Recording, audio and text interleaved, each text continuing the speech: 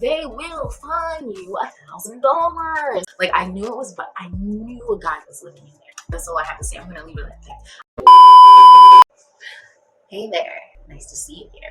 I hope you guys are having an amazing day thus far, and I'm excited to share all of these things with you guys today. So let's hop right into it. Today, I am going to let you guys in on a few things people do not tell you when you're watching these videos, or maybe they have a different experience. That could be possible. But some things that I think people do not tell you when you are moving in Korea. The first one is Jikbang.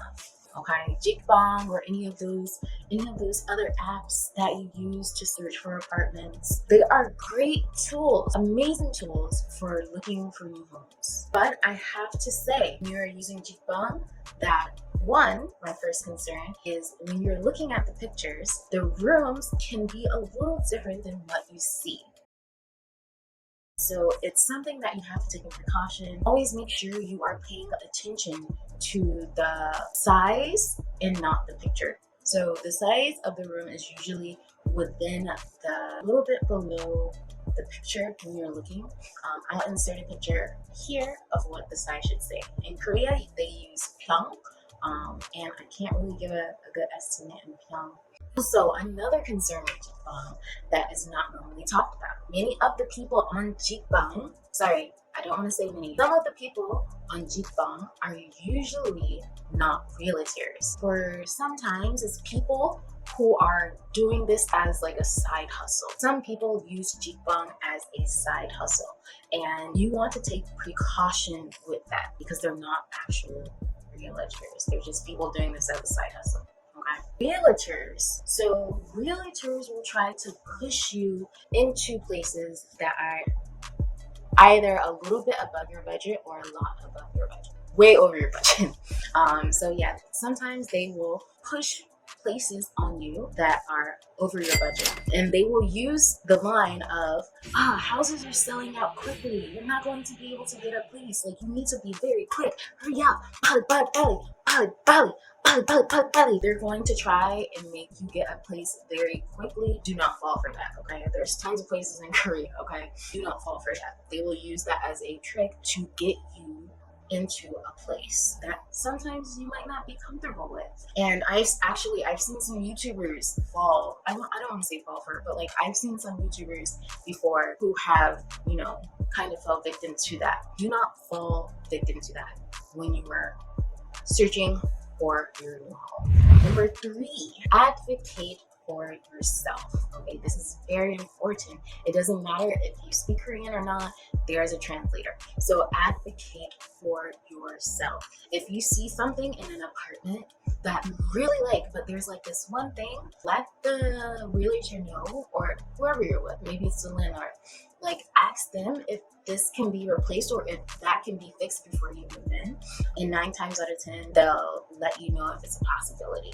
If it's something that's really big about the apartment, like something, it's dependent on your choice. So something that is dependent on your choice of moving in, if the landlord is very hesitant about fixing or adding whatever it is that you want to change about the place, that will let you know like if this is a good place for you or not. Always advocate for yourself. Don't be afraid to be like, I'm a foreigner. No, okay? It's your money. Use it when you need it, okay?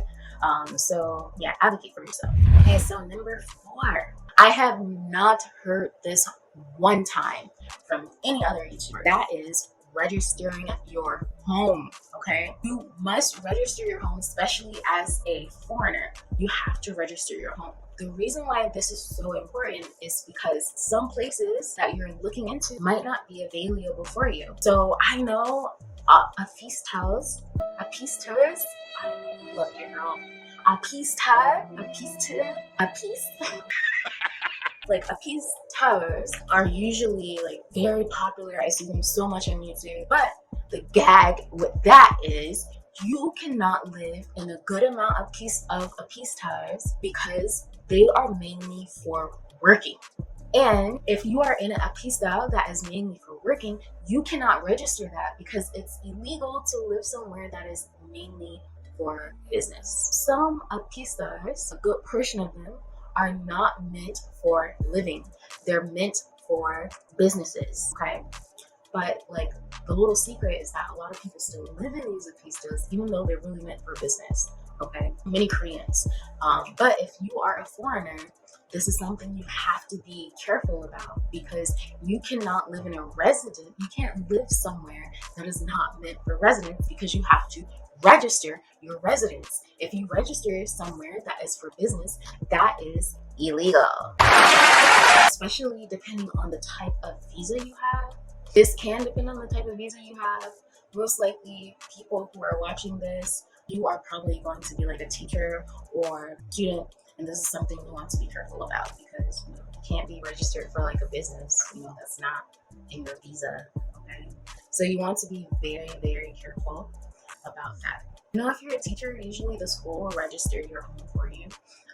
If you're a student, normally, I think that's like usually on you. It's on us, okay? But people usually live in dormitories, so like they don't have to worry about that. Or some students, they live in the dormitory the semester before and then they move out, but they still use that same dormitory address when they're moving out, and they keep it up until the time they leave.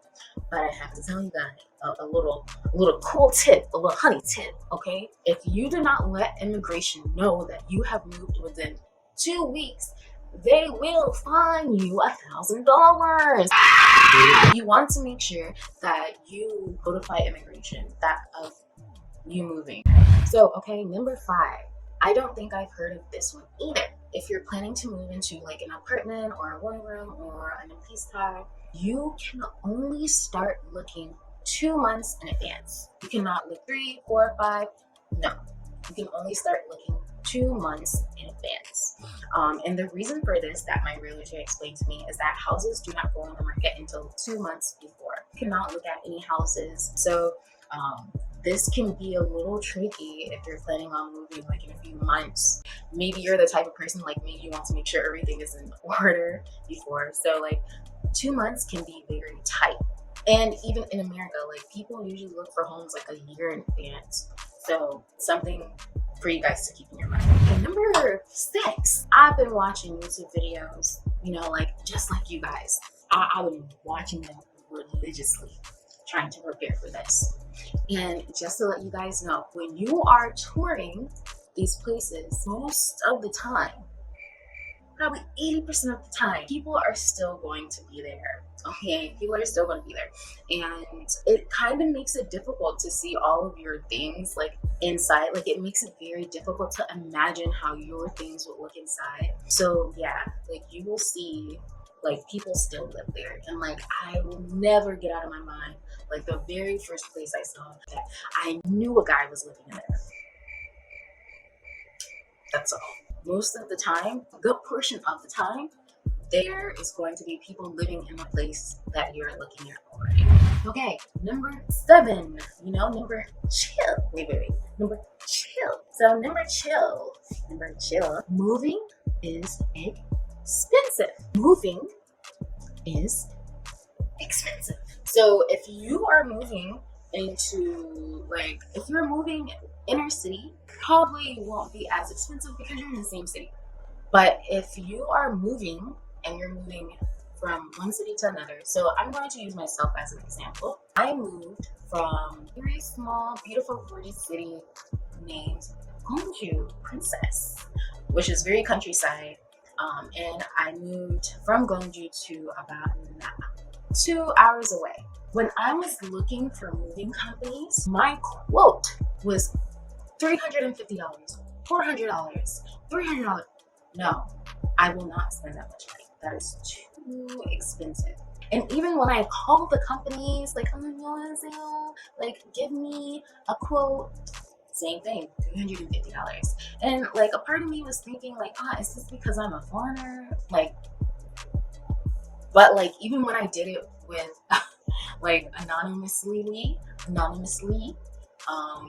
the quote still came out the same price. Whenever I watch other YouTube videos, they always talk about like, $250 to move, $100 and something to move. Look, If you are moving from like a, a little whiles away, it's going to be expensive. So actually what I did to solve that is I sent most of my belongings through my delivery courier service, and like I ended up paying $55 for like 5 huge behind boxes. I'll insert a picture here. So like yeah, I ended up paying $55 and the boxes got here before I did, okay? They got here before I did. So that wasn't a problem. Oh, and something I forgot to mention about moving is that like you have to buy boxes, and like the boxes, you want to make sure like they're sturdy. So like the boxes that I bought were like $30. That's expensive. But like sometimes you can go to like grocery stores and get free boxes. I'm I'm not sorry. The good thing about buying the boxes though is that like I ordered them on coupons, so they just arrived to my door. That was amazing. So number 8, my pal. Okay, this is very important, and again, I have not heard this from any other YouTuber thus far. As many of you guys may already know, deposits slash key money is very big in Korea. Okay, key money, deposit money is a very huge amount of money. That's something to be very mindful of. So if you have an American bank card, okay, you can only take out up to $300 for Wells Fargo. I know, but for other banks, your cap may be $2,000. This will not work if your deposit is $10,000, okay? Also, if you have a Korean bank account, your maximum amount is 6 million won. This will not work if your deposit is 10 million won. So it is very important to be mindful of having the amount of money you need in order to pay your deposit on time. Because if you do not pay your deposit on time, you are probably going to lose your home. Okay, that you want to make sure that you have the money in an allotted time. You cannot, if you try to transfer 10 million won, you cannot do it at the ATM, and you cannot do it through any other like online services like Kakao Pay. Like I use Kakao Pay. Kakao's pay limit is 2 million won, so about $2,000. I'm not gonna lie, like the day that I was moving in, I was supposed to send the rest of my deposit, like 9 million won. Like I went to the ATM, put in my card. I'm like all like confident, like yes, I'm about to move into my high rise apartment. Like I get to the ATM, I cannot send the 9 million won I need for my place. This is like the day I move in, you guys. Like I'm going crazy, and like I had to go in the bank, and she's like, you need your bank book. Like in Korea, they have like these things called like a bank book, and I'm like, look, I sent my bank book to my new home, so how's this gonna work? And she's like, why? Why would you send your bank book to your home? And I'm like, because I'm moving. So like she ended up actually helping me, but like it was like a whole long process. And if you can avoid it, please do. So like take out some money one day and then take out some money another day. Don't try and do it all at one time. It's not gonna fly. Take it out like day after day. Okay, don't be like me. Hey, editing Kira here. So I just wanted to touch briefly on apartment hunting as a foreigner during the times of. There were moments during my apartment search slash hunt where I would basically lose out on apartments after people or like the landlords found out that I was from the US. And I mean, I would be so close to getting the apartment. All I would need is the bank number, send my initial deposit, and we're done. But every time it came to that moment and I was asked the question, where are you from? Suddenly that apartment would disappear. So that was it for you guys. I hope you guys enjoyed all of these tips. I'll see you guys later.